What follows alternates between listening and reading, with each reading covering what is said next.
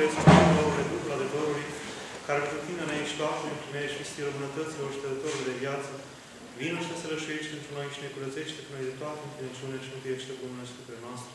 Slavă Tatălui și Fiului și Sfântului Duh și acum și pururea și în vecii veci. Amin. Doamne iubește, Doamne iubește, Doamne iubește, prea cu cel ce vrei în binecuvântație. Nu este Dumnezeu, pasă o pași și pasă iubire de oameni, totdeauna acum și pururea și în vecii veci.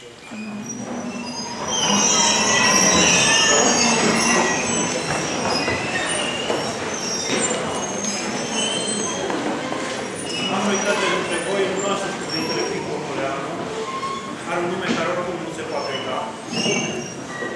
De la Picu Pătrus, nu știu, n-am mai auzit pe nimeni cu Picu. Ba da, mai aveam un preot de aici la Cluj, dar era numai de familie Picu. Am mai fost, cred că de 2 ori Părintele la noi. Când a fost, dățile trecute, a fost mult mai tânăr Părintele. De ce sens a fost mult mai tânăr? Sigur, noi am îmbătrânit. Dar Părintele era mult mai tânăr și avea mult mai mult timp. Mult mai mult timp. Părintele este mult mai ocupat acum, are funcții mult mai grele. Este obosit de lucru pe care l-a de făcut acolo în Metropolia Oltenia. Este consilier și cultural și administrativ. Este și acum nu administrativ. Este și profesor și de morală și de la sistematice și preot în parohie, are și copilaș acasă și soție și familie. Deci are multe treburi Părintele și mă bucur mult că a binevoit să vină. Eu mă mir și dau slavă Dumnezeu că părinții asemenea lui mai au îndrăzneala și puterea și jertfa să mai facă atâția sute de kilometri să vină până la noi. Dar cred că și de dragul Ardealului și de dragul locurilor de unde e soția Părintelui, pe care eu personal am cunoscut înainte de a fi convertit, când era și la filozofie, în Cluj, și poate și de dragul vostru, pe care vă cunoaște de ultimele întâlniri, și atâtor și atâtor prieteni din Ardeal, de care și Părintele Nicolae Jean, care e aici în față, din Alba Iulia, și alții de aici din Cluj. Părinte, nu mai lungeți vorba, că mai avem o oră și 20 de minute. Așa încât, dacă, din câte ați vrut să spuneți la catedrală, nu s-au spus toate, iar dacă nu, o să și punem întrebările. Eu zic să trecem la întrebări. Știți cum zicea Wittgenstein, era întrebată, ce ai vrut să spui cu asta? Exact ceea ce a spus, că dacă nu spuneam altceva. Întotdeauna e bine să fii și puțin mai laconic, mai la obiect. O întrebare lungă și complicată. Un cunoscut medic ateu relatează că, aflându-se în moarte clinică, a fost întâmpinat de asistentele care îl duceau spre sala de operație, în contextul în care lucrurile se desfășurau într-un spital. La un moment dat, spune el, asistentele începuseră a deveni tot mai agresive, maltratându-l și transformându-se totodată și în reprezentări demonice. Aflat în această stare de suferință, constrâns de împrejurări, și-a amintit de bunica sa care îl ducea la biserică când el era mic. El acum era ateu. Afirmă acest medic că doar gândul la Hristos a făcut ca acei ce îl prigoneau să se îndepărteze ca și cum ar fi aruncat cu apă fiartă pe ei. Ulterior a venit, el s-a întors în viața pământească, admiteți ideea pocăinței respectivă a iertării în viața de dincolo, mulțumim. Pocăința se face în timpul vieții acestea. În momentul în care ai trecut dincolo, nu e loc de pocăință. Există însă posibilitatea de a trece dintr-o stare într-alta prin rugăciunile bisericii, prin prietenia Sfinților, prin prietenia pe care i-o arată celui decedat rudele sale, prietenii săi. La noi în Oltenia e obiceiul de a ridica coliva, a cânta veșnica pomenire. Dumneavoastră nu aveți aici coliva. Ba da, regăsit obiceiul și aici. Și de a cânta, da, nu bucur, de a cânta veșnica pomenire. E bine, cuvântul care definește faptul acesta este în limba română parastas. Parastas este un concept de origine grecească și la o vârșie, parastasis însemna camaraderie. Parastatis era tovarășul pe câmpul de luptă, umăr la umăr, în fața dușmanului. Parastasis era această camaraderie în fața vrăjmașului, la bine și mai ales la rău, mai ales la greu. Bine, noi asta facem când facem parastas. Realizăm această camaraderie pe câmpul de luptă duhovnicească, pe câmpul războiului nevăzut. Stăm umăr la umăr pentru cel care a decedat din neamurile noastre, pentru cel a dormit. Nu stăm niciodată față către față, ci stăm umăr la umăr. Dacă ați văzut cum se ține de colivă, se realizează acest paristin. Asta unul lângă altul. Nu este nicio juxtapunere, cum stăm noi aici la această masă. Chiar să fie așa. Exact. Este și un sprijin. În limba germană, probabil că există cunoscători ai limbii germane aici în Ardeal și în sala aceasta, există un cuvânt Beisteuer. Asta lângă, asta la, a-l ajuta pe celălalt, a fi alături de celălalt. Asta facem noi în slujba de parastas, sau pomană, cum se mai zice în popor. Ei bine, în felul acesta înălțăm rugăciuni fierbinți către Dumnezeu, către Sfinții Îngeri, către Maica Domnului, către Sfinții lui Dumnezeu, ca aceștia să mijlocească dreptul judecător pentru cel adormit. În felul acesta se poate face o trecere dintr-o stare într-o altă stare. Prin faptul că, grație acestei parastaze, grație acestei îndrăzneli, paresia, tot un para, în limba greacă paresia, însemna îndrăzneală, asta alături, a venit în față, dar alături de prietenii cu care îndrăznești să mergi în fața autorității, în fața lui Dumnezeu, în fața dreptului judecător. De aici această îndrăzneală și avem credința tare că Dumnezeu își ascultă prietenii săi, care sunt sfinții. De multe ori noi în zona Olteniei spunem, Abusei, cumpără. Și a avea cumpără înseamnă că ai o situație limită în care fac o mână nevăzută te trage din pericol. Și Olteanu zicea, Abusei, cumpără. Adică era cât pe ce să o pățesc. Da. Era cât pe ce să o pățesc. E bine, îmi place să cred că în momentul acela un prieten al lui Dumnezeu mă scoate din pericol.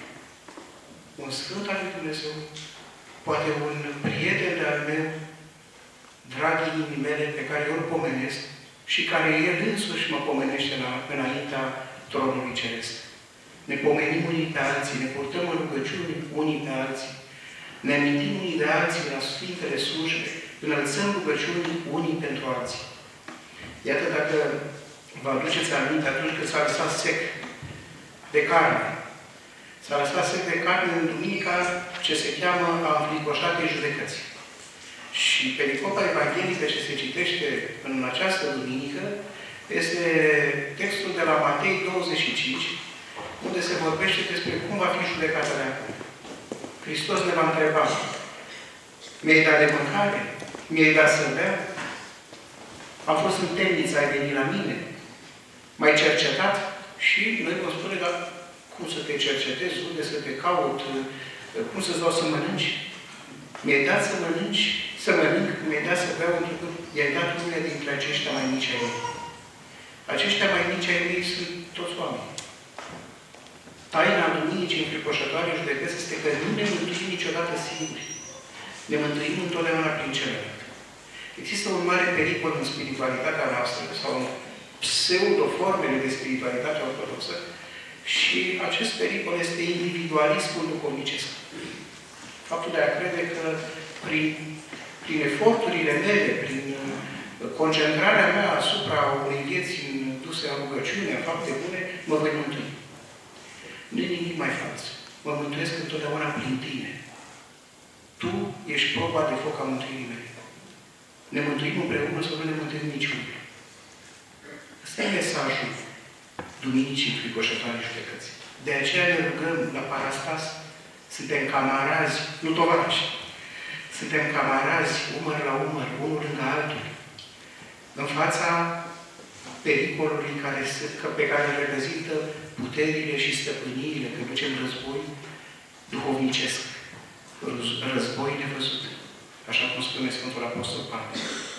Vedeți, studenții mei nu prea mai citesc Sfinții Părinți la Craiova, poate că aici la Cluj de altfel, dar se uită la filme și unul dintre filmele pe care îl vizionează cu mare plăcere este filmul 300, ci că a apărut un remake acum sau nu știu ce, și sunt fascinați de vitejia lui Leonida la Termopile, de vitejia lui Temistocle, și vor și ei să fie așa.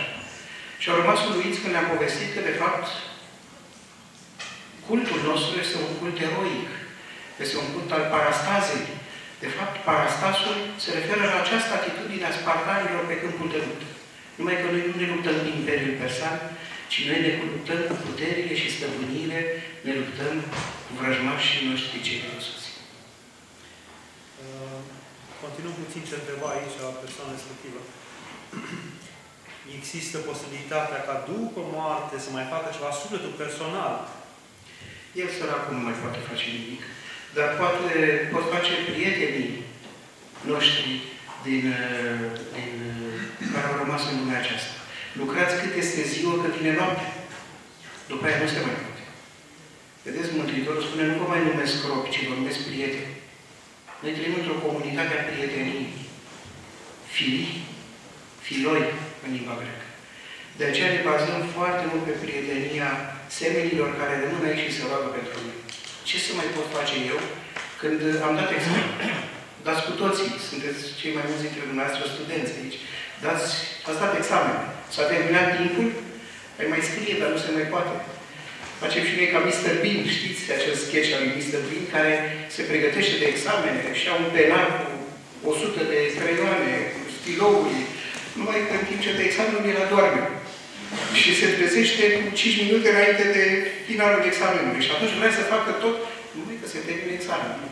S-a terminat examenul. Viața asta este un examen. Este marele examen al existenței noastre. S-a terminat examenul, se pune punct, vine rezultatul la examen. Și rezultatul vine implacabil.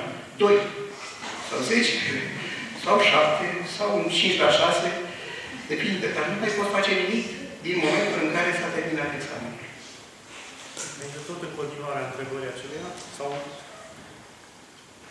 un subiect de actualitate pe care se marșează mult, mai ales în zilele noastre, este acela al morții clinice și al nenumăratelor experiențe pe care susțin mulți că le-ar fi avut. Poziția bisericii noastre vis-a-vis de acest subiect este incertă. Nu cred că incertă, nu este.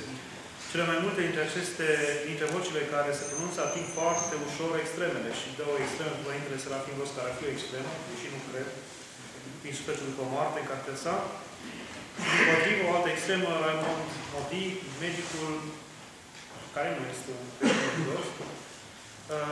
Ce ne puteți spune despre acest subiect atât de vast, atât de delicat, totodată atât de actual? Mulțumim. Adică acele experiențe ale atâtor oameni care atât mai mult vorbesc despre experiență dincolo de moarte sau moarte clinică.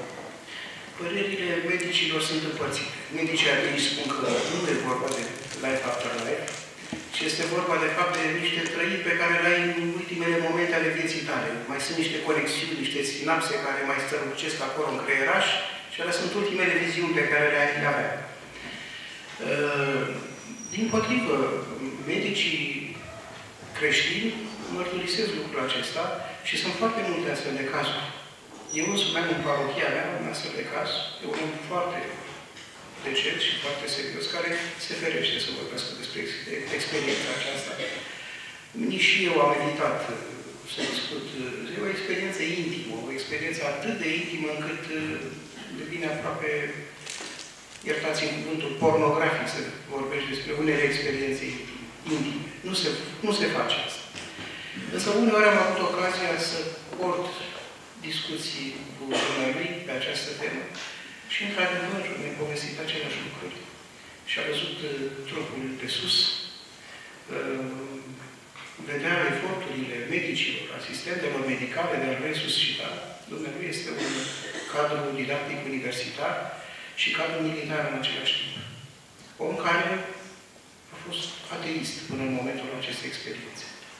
Această experiență și experiența morții fiicei dumneavoastră, din nou, experiența aceasta limită, l-au făcut să se convertească. Sunt mărturii. Sunt mărturii. E greu să trecem peste aceste mărturii. Dacă n-ar fi, s-ar zice, nu sunt mărturii. Dacă sunt, se zice, da, însă, întotdeauna va fi un da, însă, acolo unde nu e credință, poate să vină Mântuitorul în persoană în fața respectivului și să spună, eu sunt Iisus Hristos. Și acela va zice, a, nu cred. Iartă-mă, dar ai buletinul la tine? Ce CVP ai? Ai vezi? Nu ești. Așa răspunde Mântuitorul, vă aduceți aminte, în acea pildă foarte cunoscută de dumneavoastră, când spune, au pe Moise și pe proroci. În pilda în care săracului Lazar, în care copiii bogatului zic, dar trimite-le lor pe Lazar să le spună, să învețe. Și dacă îl trimiți, și tu nu cred. Sunt însă niște date, nu se poate trece peste ele, nu sunt medic să vă explic cum e lucrul acesta, însă eu în parohia mea, în Craiova, am un astfel de caz. Repet, un om care cu foarte multă decență a povestit odată într-o discuție privată, într-o discuție pe care nici nu vreau să o detaliez, acest gen de experiențe pe care l-a făcut. Nu, Părintele Strachin Ros, Sfântul acum, nu știu, se pare că cumva, sau declarat. Spune, nu e împotriva, nu spune că nu sunt adevărate, ci spune că să ne ferim sau să fim foarte atenți că experiențele pot fi și demonice. În sensul că sufletul după aceea pătrunde în acest văzduh, unde sunt duhurile necurate și lupta noastră nu împotriva Trupului, ci a duhurilor necurate în văzduhuri, în care pot fi înșate. Și spune despre cei care sunt tot de acolo, zicându-i, știți, există viață, distrați-vă, mâncați, dormiți, că mâine urmează dincolo. Există mai multe aspecte aici. În primul rând, noi nu mai avem, din păcate, când spun noi, mă refer la societatea noastră de azi, nu mai avem o minimă decență. Trăim într-un exhibiționism total. Trebuie să arătăm la televizor absolut orice. Și să vorbim despre orice. Deși știm de la mama, de la tata, de la bunicii noștri, că sunt unele lucruri intime despre care nu vorbești. Asta unul. În al doilea rând, mai există aici un aspect. Aceste experiențe se pot ideologiza des. Fiecare persoană, după ce face o astfel de experiență, trece prin filtrul personal, hermeneutic, datele acestui fapt și le interpretează într-un anumit fel. Dacă ați observat, există unele filme americane care interpretează aceste experiențe ca și cum toată lumea s-ar duce în rai, ar avea o experiență eliberatoare, pentru că, în mod cert, se dorește inocularea acestei idei că n-ar exista nici diavol, nici judecată de apoi, n-ai de ce să te temi, ci pur și simplu tot se duc la Dumnezeu. M-au impresionat întotdeauna filmele americane în care mama îi zice fiicei sau fiului, tăticul tău este un înger acum. De unde știi eu? Foarte comun. Da, e atât de... mai comun și la noi în familie. E atât de demonetizată imaginea aceasta, atât de trivială. De unde știi că e înger? De ce minți copilul? Că înger nu este. Sigur nu este înger. Deci este ori un sfânt, ori un păcătos. Ori e în rai, ori în iad. De ce îi spui că e în rai? Nu-i cinstit. Totul sub această influență a societății apusene, unde a devenit foarte ne la modă să vorbești despre iad. Interesant. Toată lumea acceptă existența lui Dumnezeu, nimeni nu mai acceptă existența iadului. Să nu le vorbești despre satana, despre diavol. Nu vrea nimeni să audă despre diavol, despre iad, despre judecata de apoi. Toată lumea se duce în rai. Deci, atât există un filtru hermeneutic prin care omul trece experiențele lui de zi cu zi. Chiar și pe acestea, în această manieră. De aceea trebuie să fim oarecum circumspecți cu privire la aceste relatări, pentru că ele sunt întotdeauna însoțite de hermeneutica aceasta, de interpretarea pe care uneori, în mod inconștient, persoana care relatează o astfel de întâmplare o face. Cum să luptăm împotriva neghiobiei personale? Știți, în tradiția patristică s-a spus permanent, Sfinții Părinți au insistat neîncetat asupra faptului că prostia e un păcat. Prostia e un păcat. Pentru că se zicea că e un necaz. E un necaz. E chiar un păcat. E un păcat mare. Când eram copil, tovarășii mei de joacă ziceau, prostia nu doare. E adevărat, nu doare nică. Vă dați seama cum va durea în iad? Prostia. Ignoranța este un mare păcat. Prostia e un mare păcat. Neghiobia e un mare păcat. Din păcate, este cultivată astăzi sub diverse forme. Trăim într-o societate media care cultivă prostia, neghiobia, imbecilitatea harnică, zice un filozof contemporan. Cu cât ești mai imbecil și harnic în imbecilitatea asta, cu atât ești mai plăcut celor care, cum se zice, ne conduc destinele. Nu trebuie făcut altceva decât să cugetăm cu Duhul lui Hristos, să ne maturizăm duhovnicești. Sfântul Apostol Pavel spune la un moment dat, într-una dintre epistole sale, când eram copil, mâncam mâncare de lapte. Aveam dinți de lapte. Acum sunt matur și nu mai fac lucrul acesta. Mănânc mâncare tare. Ne invită la discernământ. Nu spun rațiune critică, cum se zice la filozofie, și poate există studenți la facultatea de filozofie aici. Spun discernământ, dochimazei, se zice în grecește. Faptul de a gusta din toate. Dochimazei, dochimazo, de pildă în epistola către Roman, capitolul 12, Sfântul Apostol Pavel spune examinați-le pe toate, probați-le pe toate. Dochimazei este atunci când te duci la piață și un mod despre cam iei cu o căpșună, încă nu e suficient de fapt. Da, iată, asta înseamnă discernământ. Adică să fii un om care să fi făcut suficientă experiență a realității, dar o experiență onestă. Asta înseamnă inteligență, asta înseamnă chiar și inteligență duhovnicească.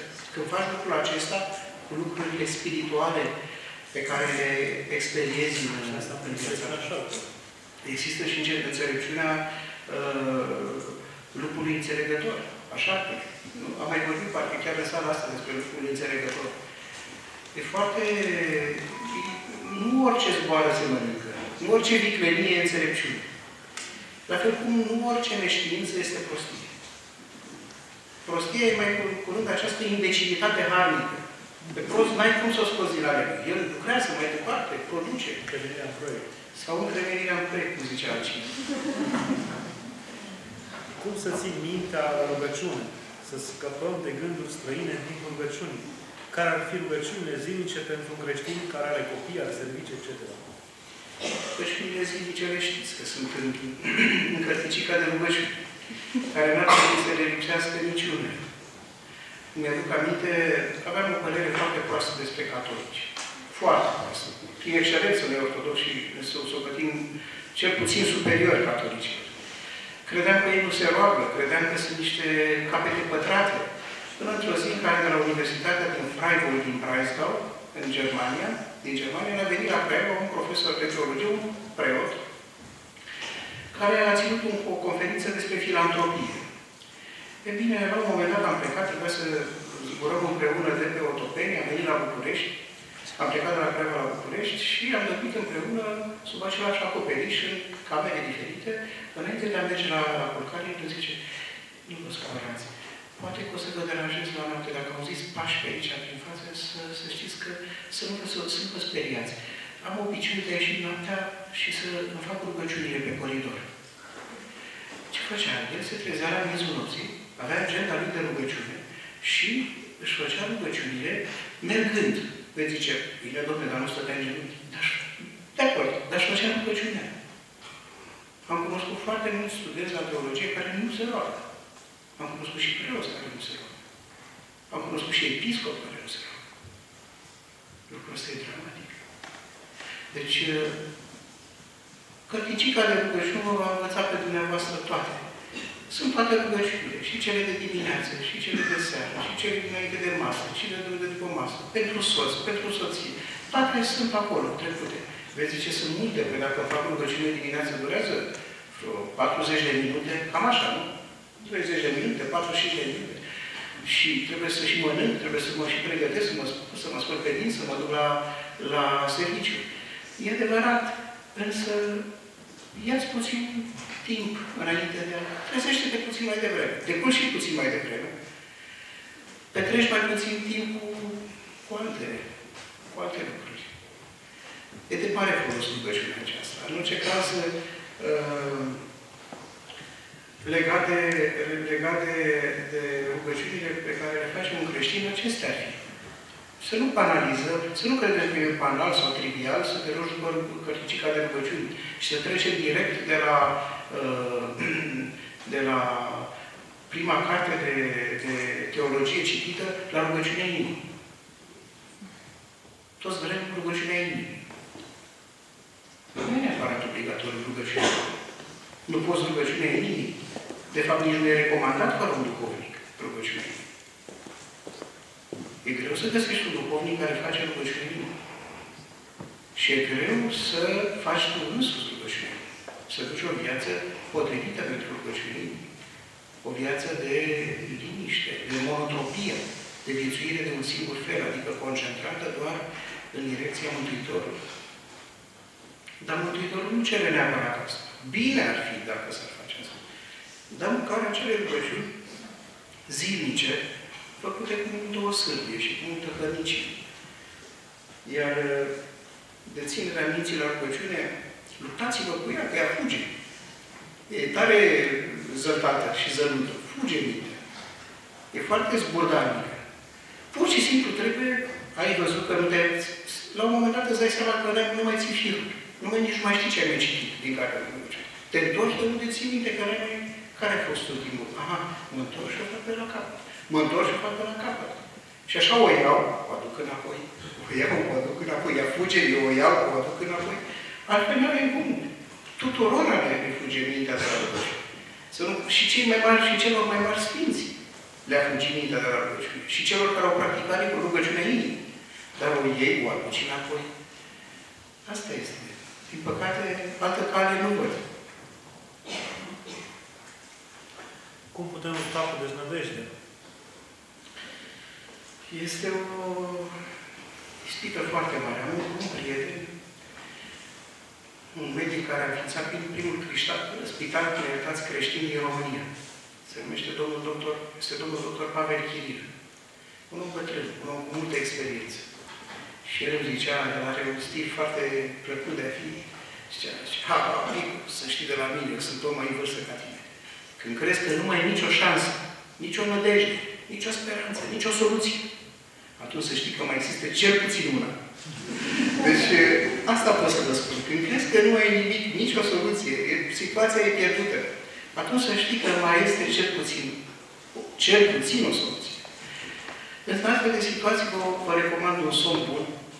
Duceți-vă, culcați-vă, un somn adânc și când veți trezi, veți găsi soluția pe care în miezul evenimentelor atunci nu n-ați fi găsit. Nu sunt adeptul, dar un somn bun e întotdeauna foarte folositor. Vorbiți-ne despre importanța iubirii aproape. Cred că am vorbit deja. Fără tine, eu nu o să mă mântuiesc. Fără tine nu o să mă mântuiesc. E o propoziție care nu are revers. Eu nu pot să spun, fără mine tu nu o să te mântuiești. Dar eu pot să spun, fără tine eu nu o să mă mântuiesc. Știu că fără tine nu o să mă mântuiesc. Proba de foc a mântuirii